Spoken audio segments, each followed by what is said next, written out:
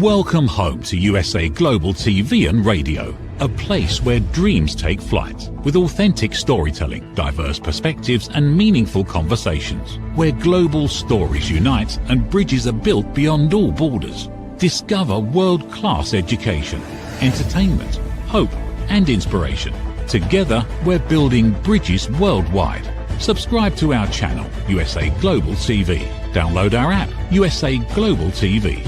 Be our guest or join our team. Visit usaglobaltv.com. Thanks to our founder and executive producer, Dr. Jacalyn Kerbeck. Music score by Yeffy Tang from Cloud Road Music. Voiceover artist Mike Porter. Creative direction by Paul Garcia. USA Global TV and Radio, your home for global connection. All rights reserved. This video and its contents are the exclusive property of USA Global TV and Radio. Unauthorized use, duplication or redistribution in any form is strictly prohibited. Hello and welcome. What does it mean to dedicate a lifetime to serving others across cultures, countries, and generations? That is our topic for today on Iconic Women. I'm Dr. Jacalyn Kerbeck, and thank you so much for being here. If you haven't done so, please do subscribe to our YouTube channels, USA Global TV and Radio, and Dr. Jacalyn Kerbeck. I have the pleasure and honor of welcoming someone I actually met in person. As you know, we are a global platform, and many times people come onto our platform and we just meet virtually, but we actually met in person at a conference in Denver in the United States of America. So we're going to be talking about this a little bit more. We're going to welcome someone who's a former attorney and also a social worker who has dedicated her life to helping other people. Let's welcome Urmila Panthi. Welcome to the program. Thank you, Dr. Kerbeck. So I was just saying to our audience that we actually met in person at a phenomenal conference. And I thought, let me have you introduce what the conference is, because you have a lot of experience. I was an invited guest, which is really nice. Tell us about the conference and your role. The conference that at Denver, it was in the International Literature Society's the national conference was there. And I was there, and I was one of the International Women's Coordinator. I was hosting also some of our panel discussions, and some other program, the books that I have done also on an International Women's Conference in Atlanta, Georgia, and there was a book that we had published, and then we just launched there also as well. Fantastic. Thank you so much. So it was the 9th International Nepali Literary Society Conference, and I really enjoyed meeting you and many other people, and I appreciate the work that you're doing. So for some people, they get the idea, they hear the words social worker, and something comes to mind. But why don't you explain to us, what exactly is your role as a social worker? Actually, I do the two types of the social workers. The one is that as an employee, I'm a social worker that work for the state, immediate government. It's been plus 25 years now. I work for the people with the MRDD populations and helping in many ways. Besides that, my personal life, I have been doing that also as social workers for a lot of the Nepalese communities living in actually not only United States, in broadly, basically in the pandemic's time. So the helping to them to in many ways, lifting for basically the girls, the women who were in an abusive relationship. Since I was a shelter director for 2 years in the United States. So the abusive relationship between Nepal and then here was a huge difference, just trying to help to them to be out from how they can be unsustained and empowered by themselves. I love that. So you're helping to empower women. And one of the things I took away from the conference was the fact that so many people from Nepal have written books in Nepalese and also in English. And so there's a large community here in the States. How would you describe it, the culture? Yes. Even we are away from home, we do practice a lot of the Nepali cultures and on the diaspora. We have done so many different ways. They basically the Nepali uh, language. So you can see also that on my background, so the Nepali flags is there also. So we just transforming, trying to transform in our second generation, so that we make sure that the Nepal is still exists. That the that's what we are trying to do that also. And then our diaspora is very huge here. And I would say that in only in the United States, probably the more than 100 million 100,000 Nepali people living in throughout the United States. And, and then the International Literature Societies had various chapters, and St. Louis also happened to be one chapter, and I'm the founder president for that also as well. Well, congratulations. That must bring so much joy and honor. And so what is your role there as the head of that? My role, thank you, Ms. Kerbeck. That's very important questions. My role is that the making sure that I organize the various Nepali literature programs in throughout the Missouri state area, by electronically a Zoom or the in person also as well, and then the making sure that all the second generations also be participated there also. And then we kind of bring the all different um, iconic other Nepali literature persons here also who can join also as well. So and we recite the poems, and we encourage the girls and the women to write more their things also. And I have also done also the internationally competitive poem recitals also. I think so 2 years ago to 3 years ago, that's what I did it also. And there was almost the girls and the women sort of participated almost from the five continents here also. So there's a bringing in one tables, and then the discussing all the poems and the Nepali literatures and all those things. And they're also bringing all their own experiences, how they were experiencing, so that it's transforming to the second generation. And you have extensive experience in social work and also working with women who have lived through domestic violence. And I'm wondering, what is the role of the arts, of creativity, of poem writing and reading and writing books in terms of helping people express themselves and get out their feelings that may have been suppressed otherwise, especially if they have lived in the home of domestic violence? Yes, thank you so much. That's very, very important questions.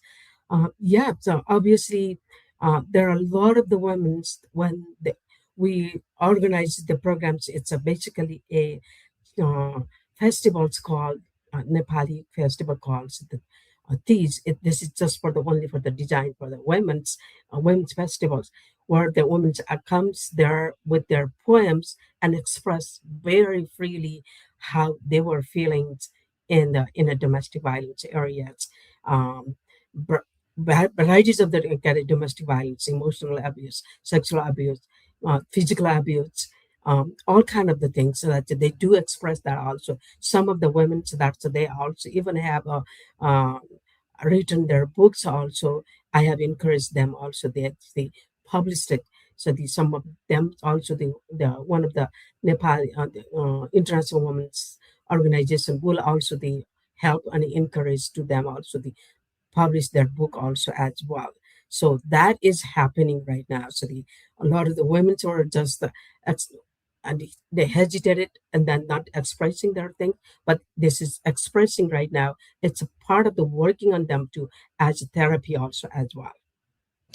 Thank you, Urmila. One thing that comes to mind is before this show, we had another show called A Peace Conversation. And we were talking about, there is violence in many places in the world, and it might not be carried in mainstream media or the news all the time. But when you know someone or you're doing work like you're doing and you see it all of the time, my question is, I don't have the research in front of me, but there is some amount of violence that gets carried through generation to generation because of what's happened. So, in your experience in working with people, how can they break this pattern? Is it through the creative arts and self expression? Is that one way? Thank you so much. So that's one way to that it can be the break the cycles. But the generations, the Nepali communities, Asian communities, and the where the slapping or the name calling to the women, it's taking a easy. That's not considered as a even in a domestic violence. So that's sort of the things where the women are sees your entitled work, only work. Your job is making a baby. That's sort of the cultures I came from, but the paradigm had changed even though but a lot of the times community awareness is also another way to break the cycles also as well. So that's why I was also the belongs to the ANMA. It's a South Asian Nepali organization. It's Midwest. So it has also the almost the 22 states, and I'm one of the vice president also in the past. And I was a woman coordinator, and I have also done varieties of the states, the uh, women forums, and then the try to bring that also the awareness in the United States to into our community. And I want to congratulate you because you've won a number of awards. And I was wondering if you would share with our audience one or two that mean the most to you. So that president awards, and I would say that also the over the 300,000. I mean, I think 30,000 or something 300,000 the hours that you have communicate the help to the community. That's how you get the president awards. That's what I got it, and then the I also got the Dalai Lama scholarship from Washington University in St. Louis, which is the happened to be in a, I would take that also. They're very nice university and in a ranking number one in a social work program. When I was working in Nepal, so they helping to the indigent women, children, and their families for their litigation and legal literacy, counseling, legal counseling, that sort of the things. So the best upon that, my experiences, the WashU has the awarded to me a Dalai Lama scholarship. Those are my two scholarships are I think it's very important to me in my life. Thank you. Absolutely. Very impressive. Congratulations. Thank you. In a world where so many times people are only focused on themselves, you have made a commitment to help other people over and over and over again. How do you do your own self-care to protect yourself from giving everything that you have and having nothing left for yourself in your own life? That is very good question. Again, thank you so much. Actually, the balance. So the is also the importance every time. So the when I go to, I see that any of the scientists here on their walls, I see that the one Albert Einstein and what I'm sitting on the bicycles and then pedaling. That's really meaning to me. So the balancing to the your life, your personal life, your home, your families, your communities is very important. That I think that I find that also very important, and I try to do that also as well. That also made me to success, and then also your best practice and being positive all the time. Doing some sort of the little bit of the meditation, waking up early, practicing your best practicing, that also gives you a some sort of the positive vibrate. and then you can give it away. And, and personally, I was taught from my parents that when I was a little, um, he was my parents both were saying that the God has given two hands for us. So only God has given only for to eat. It's only one mouth. So one is just for yourself, and other ones whatever you earned is back to the community. So this is how the words this the God has given it kind of the balance the it cycles. You know, it's not only for you. That's what I was learned that philosophy from my parents who passed away a long time ago. That is a beautiful philosophy to carry forward. I know, Urmila, when I first started coaching people, I used to get very emotionally invested in what they were telling me. And in my first coaching sessions, sometimes I would start crying or I'd get really angry when they were telling me about what someone was doing. And I realized I can't do this job like this because I'm not actually providing any value. I'm getting too emotionally involved. So you hear all kinds of, I'm sure, very uh, stories that must really rip the heart. So what do you do so you don't get so emotionally engaged that you can't be efficient? That is a very good question again. Thank you. Um, yes, by virtue of the woman's, I do get the emotion. Do I get? Yes. Basically, the when the girls hurts, a girls is been hurts, and then they, especially in this one system gap, especially in a domestic when I was in center director, there are number of the days I came home and I cried. Uh, just closed my doors and I cried, and I said, you know what? I'm here to help them. The crying is not solutions. I have to be brave and then help to find the solutions. So I would say that the best practice is controlling your emotions and waking up and rising up and then going forward is the best way is the meditation. I think that's so important that we have our own tools that we use because in order to be effective, we have to keep our emotions in check because otherwise I feel like we're not actually providing value. So you have extensive experience in this area. So when you look at what's going on in the world, and this is not a political show, but there's a lot of unrest, there's a lot of anger, especially on social media. People are very quick to just put all their hatred and their anger out there. So what would you say to someone who's going through something right now and the only way they know how to express themselves is just through anger? I would say that's also very good questions, um, Dr. Kerbeck. Um, so the what you have inside, you would be throwing up that. So you have to empty inside. So if you have a bad thing, say, if I have a bad thing on my wall, I have to throw that and make the empty and then pour back again the press one or the new one or the that interval things. So when people do this kind of the hatred things because they have bad things well, inside there. So that only thing is I would say that that bad positive way also bad way to spread to everyone. So the best practice is a common as it comes with in a many ways. So learning your the um, ethical educations, your honesty, all those things in early age. The root has to be start early age. So that's why I think so a lot of the bad things, and we can see that also. So I would say that there's a um, that the components of the food also as well that too less sleep and a lot of the pasteurized food um, and then the less time just go and grab actually know the quality time for yourself.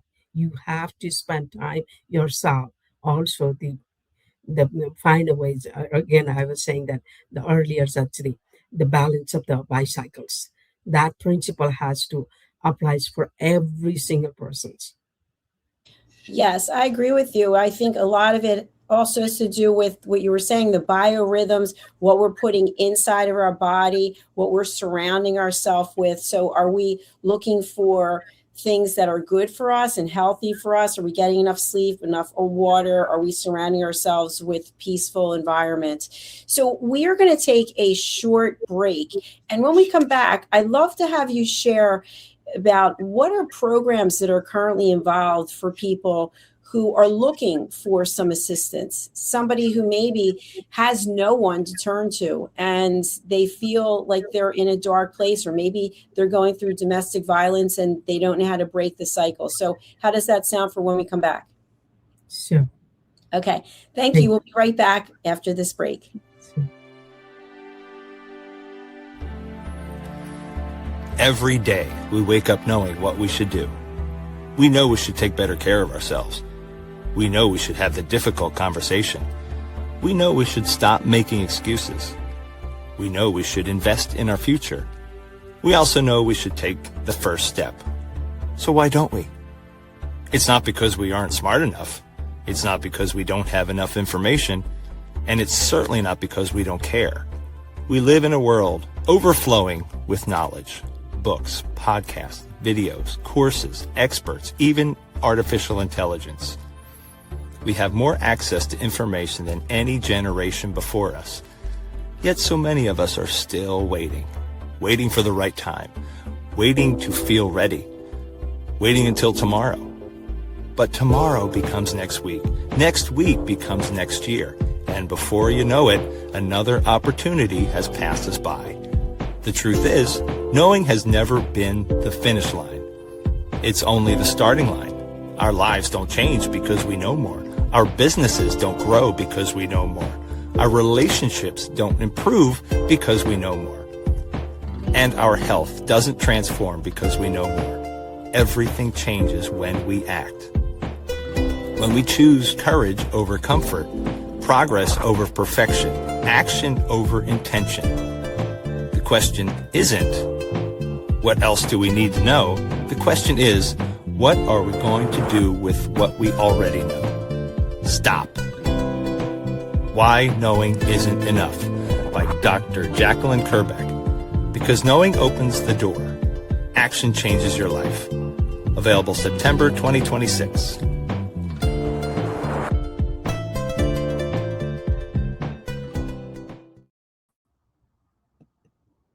Welcome back to Iconic Women, where we are speaking today with Urmila Panthi about social work, about domestic violence, about finding peace in your life. And so, Urmila, with so much experience in giving back and helping others, not just in this country, but around the world and across generations, what are some programs that are available for people who are in need of help, and what type of help can they expect? Thank you, Dr. Kerbeck. That is very good questions again. So it's all depend on the what kind of the help that the people will be looking for. If anyone, anywhere, I would say that in the United States, domestic violence victims, you are not alone. You are not alone at all. Help is available. You have to speak up.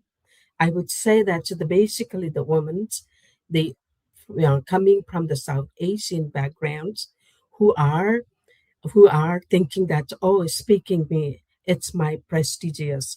My parents will be hurt. My family will be hurt. I will be same. That's not the truth. That is not the. You as a person is very, very important. You get only one life. You gotta leave that. If you are the mothers. If you are healthy and the violence-free environment, you can put your a very good quality mind and everything to your families also as well. So I would say that United States have a very good systems. So you can call to the 1-800-799 the word safe. Use that, and that's the word. The number would be 7233, and every state has this. So once you call on that number, so every state has their connections so they will connect it right away to you. And if you are entrapped with the marriage situation and you cannot speak for those also as well, please do that also. There's attorneys. There's a, we call to the order of protection. So there is no any cost for you at all. So they will do that also as well. They have an attorney also. They have also the every language interpretations also too. So you get also the same speaking language. So if you have a trouble to speak English also as well. And for other services, it's all depend on the what exactly you are looking for that also. It's the same things for elder abuse also. It's the same things also the every state has that set it up that also as well. But the people living in the abroad also, I'm telling to you that everybody, all of us are in a way, are in family members have been also in an aeroplane. So that when aeroplanes are about to be crashed, so they will be announced that the oxygen mask is becoming down. But just forget it. Even your side, your child, you put yourself. That's what they were telling to you. So that principle, please apply it. If you don't love yourself, you don't love to anyone. That's what my suggestion to you. For other help, there's a Salvation Army, Red Cross everywhere. So there are a lot of the helps actually. You just have to speak up yourself. You speak. They're thinking of yourself and then making your priorities. That is very important. That's what I would tell to the basically the women's those who cannot speak themselves. Thank you for that. And we will be putting the number in the comments for people to call. So Urmila, if someone right now has access to a phone, but they're living in the environment with the person or persons who are abusing them, is there some code word or is there something that if they can only speak for seconds to call, what would you recommend? I would recommend it them that also if that phone is tied with the abusers at home, same home, don't use it that. You can go to any of the regular stores, Walmart, Target, all those places. You can get pay as a goes that maybe $10 or something like that. So they buy that and call that number. Any of the domestic violence advocates can help you to get out from the situation. While you were talking, that you just give the address and then the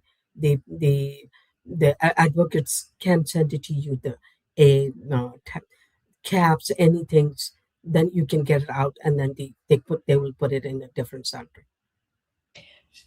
And we have the number on the screen right now. It is 1-800-799-SAFE, as you had said, 7233. So basically my understanding is people can go to a public place like Walmart or somewhere, and they could either buy some kind of disposable phone, or maybe they could ask someone in the store to make a call if they just have a few seconds. I've also seen people pass papers, please help me with a phone number or something. So I know just from people I've interviewed who have been victims of domestic violence or survivors of sex trafficking, etc., there was one moment where they had to make a decision. I'm going to do something and make a call or hand someone a note or do something. And it really changed their life. But they might have spent months or years up until that point because they were completely terrified of what would happen if they got caught. Yeah, so that's wrong. So that's what I'm saying, that the people have to feel encouraged. So they have to feel that I'm important. I'm not entitled for this abusive relationship. This is not for me. I needed to get out. So speak up. So listen to your heart. When you have something inside and that is not right, that your inner heart would be saying that, you have to speak up that. And then help is available. And trust me that you can do anything once you are out from that relationship. Don't worry about your child. Don't worry about your paperwork. Don't worry about anything. You can first start. you can be a very good person also as well. But if you stay too long, it will be damaged. Your mental health would be bad. Your physical health would be bad, and then there will be another crisis would be also there too. So the safety crisis is means that if you kind of feel like it, the sign so that you feel it in the home, you start packing to your personal important documents. I would say that your passports, your bank statement, your checkbook, that sort of the things, your certificate, and then leave it. Thank you so much. And one final question about this. This obviously is a huge topic. We could have a whole series on this. But once someone makes the phone call and that call is answered, what typically happens then? They will be asking to a basic questions where questions is see at that input time, is see the risks at risk or not. So it will be analyzed. There is assessment kind of things, just a little basic question. If season of the endangered situations, there will be while talking, there will be somebody already on outside. There will be they'll be taking to her and then put in a safe place. And after that, on her particular personal situations, based upon her personal situation, and then the goals will be set up, and then the will help to her what's needed to be done for the next step.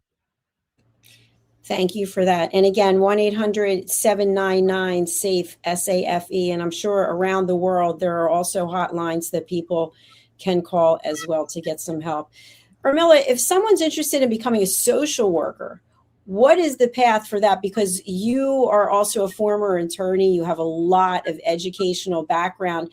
What is actually required to be a social worker? Is there a degree that's required? Actually, thank you so much. It is the bachelor's in social work, or any of the bachelor's levels, and then you can go to the. I mean, it has a bachelor's degree and it has a master's. I have a master's in social work. Um, it's just the basic things that they have. Any bachelor's degree, but you have to have a passion to be a social worker. I would suggest that also as well. And then social work also has a very varieties of the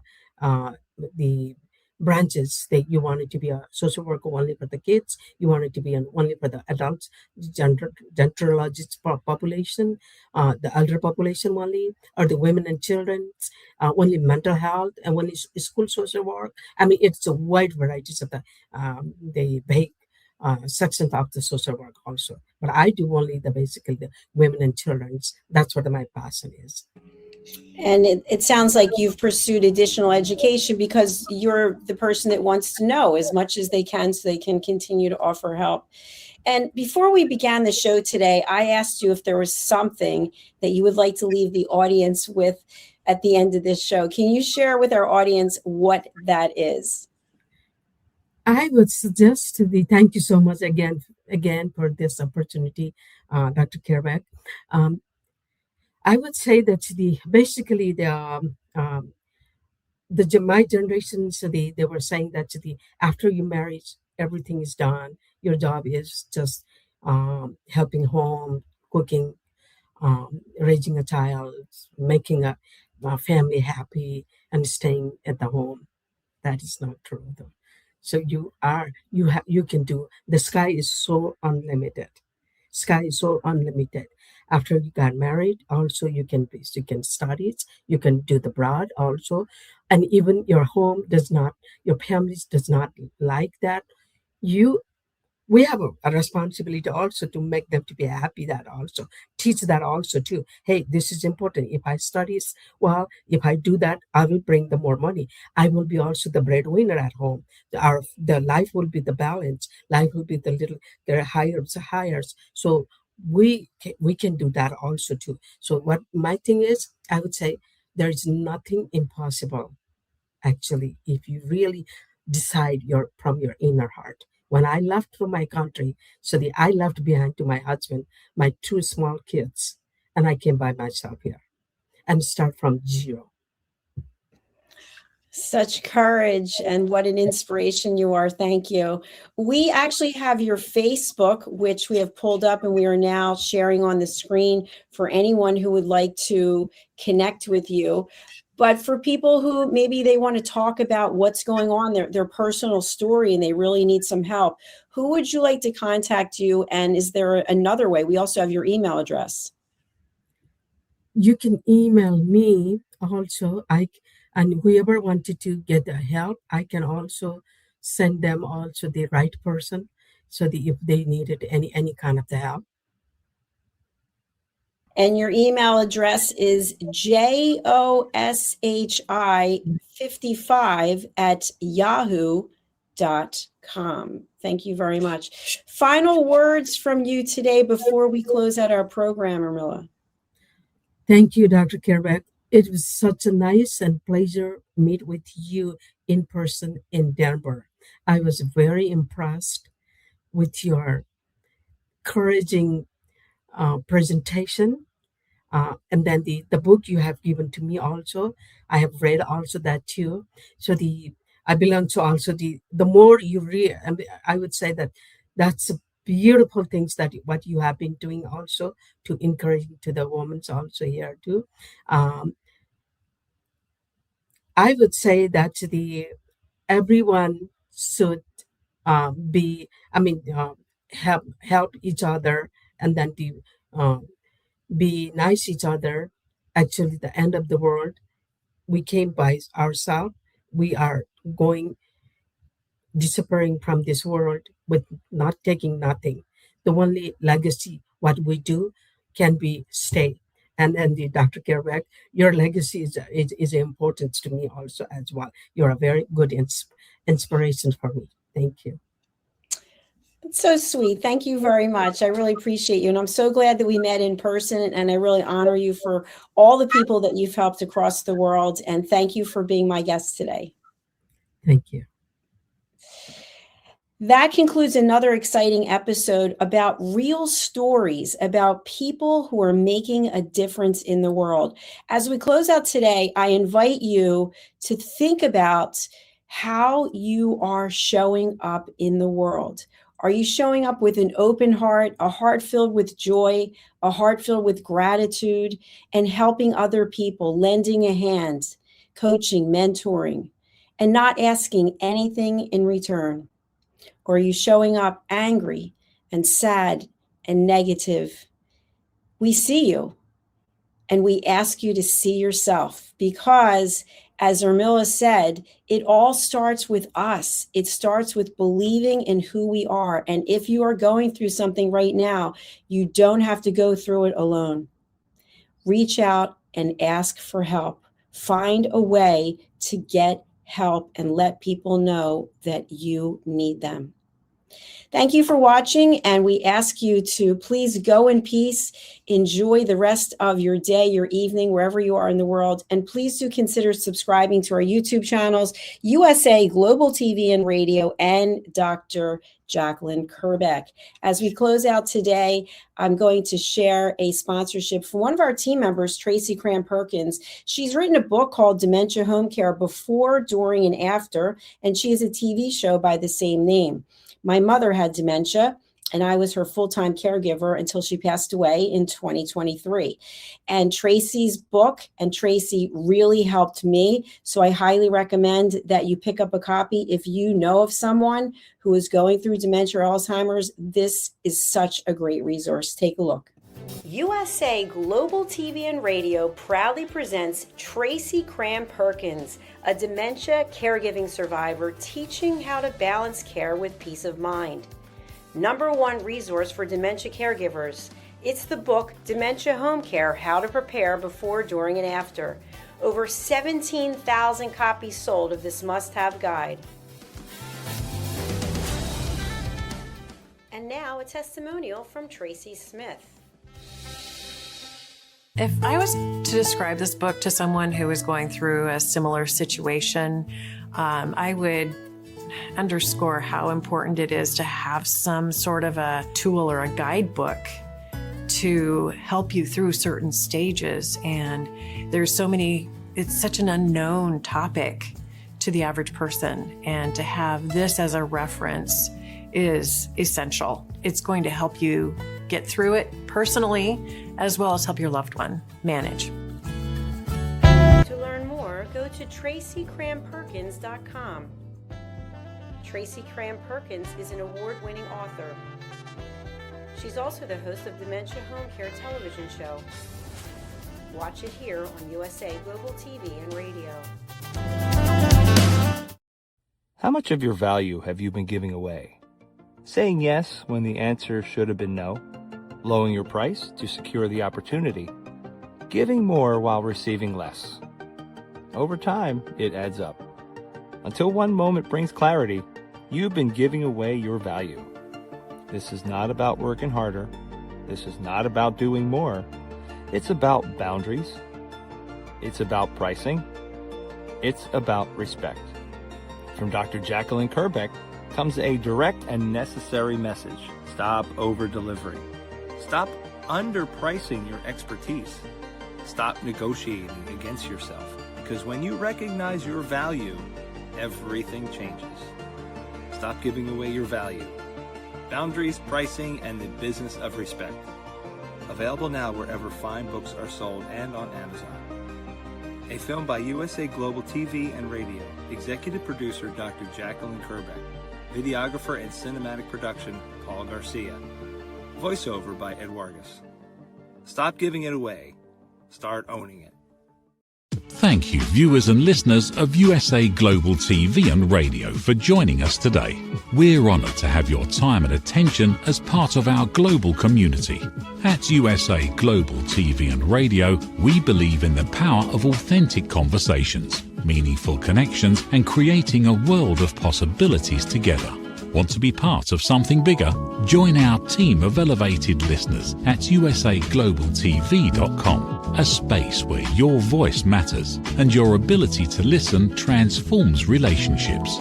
Stay connected with us across all our platforms for thought-provoking discussions, expert insights, and empowering stories. Subscribe to our channels at youtube.com/c/USAGlobalTV. Follow us on social media and explore the endless opportunities we're creating for growth, learning, and inspiration. Together, we're not just broadcasting, we're building bridges and changing lives one conversation at a time. For inquiries, contact us at info@usaglobaltv.com. Produced by Executive Producer and Director Dr. Jacalyn Kerbeck. Voiceover by Mike Porter. Creative direction by Paul Garcia. All rights reserved. Visit usaglobaltv.com to view our full terms and conditions.